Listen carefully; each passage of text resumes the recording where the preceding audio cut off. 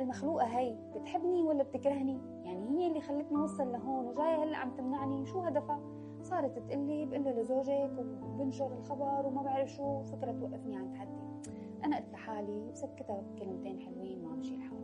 صرت انه بدي اخذها مشاوير، جيب لها هدايا، اعطيها مصاري، يعني شو تحكي، يعني مصيبة كبيرة.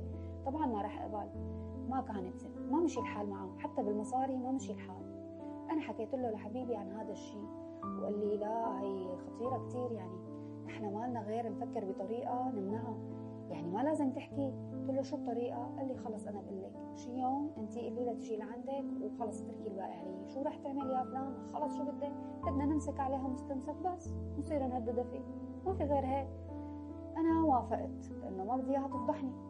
يوم كانت عندي وهو جايب معه منوم، حطينا لها، وبعدين طبعا اللي صار انه حطيناها بغرفة النوم، وقال لي خلص حتصور مقطع انا هيك انا وياها بس نهددها فيه. نحن طبعا لا رح نورجيه لحدا ولا شيء، بس انه خليها هي تخاف.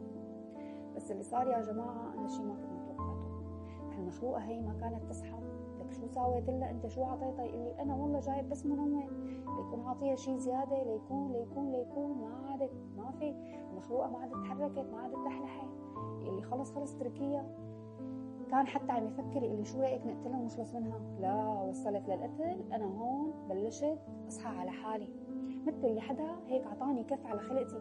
لك شو بكي انت؟ شو عم تعملي؟ حتوصل معك للقتل؟ شي ما طبيعي يا جماعه. انا وياه ساعتين 3 اكثر ونحن ما كانت تصحى. انا قلت له خلص انا بدي اتصل بالاسعاف، هي بنت عمي، بالنهايه هي غاليه على قلبي، مو معقول مشان غلط انا غلطته اجي اخسرها، اجي يصير انا مجرمه قاتله. بشكر ربي انه بهذا الوقت انا وعيت على حالي.